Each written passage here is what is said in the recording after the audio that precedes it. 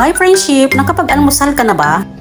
Magandang araw, magandang umaga, magluto tayo ng masarap at simpleng ulam. Narito ang naisip kong ulam ngayong umaga. May natira akong lumpia wrapper. Naisip ko itong ham na gawing lumpia turon. Relate ba kayo? Lumpiang turon with ham, o diba? Sosyal. Simple lang pero napakasarap nitong almusal. Crunchy at habang kinakain ay malutong. Ayan, masarap kumain ng malutong. Relate ba kayo mga friendship? Kasi kapag ipiprito lang natin itong ham, malambot siya, di ba? Ayan, para namang maiba. Simpleng-simple at masarap ito. Subukan ninyo friendship. Sabayan natin ng fried rice at kape. Ayan, ipiprito na natin. Lagyan natin ng mantika ang kawali at saka natin ito i-deep fry. Ayan, hindi pala siya deep fry. Half fry kasi hindi siya nalubog, di ba? Ganyan lang kasimple. Ayan, ham and wrapper. Ayan, nilagyan natin ito pa isa-isa kasi yung wrapper ko hindi na dumidikit doon sa ham.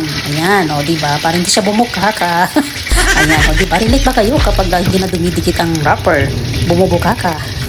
Ayan, dapat masaya tayong nagluluto para masarap ang ating kakainin. Ayan, 5 lang ang aking niluto para sakto lang sa amin ng aking anak. Tig-isa lang kami. Ayan, 5 kami pala.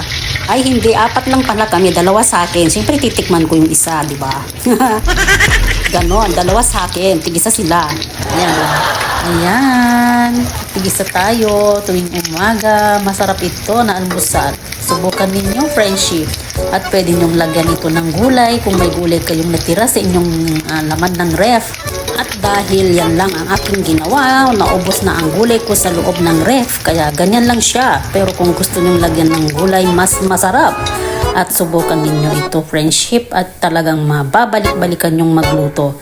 Ayan, napakasimple, napakasarap, simpleng-simple. Ayan, hindi ko na nilagyan ng timpla dahil may timpla na ang ham. Ayan, i-drain natin ito at pag na-drain na natin, saka na natin ito tikman dahil first time kong ginawa ito. Masarap ito, friendship.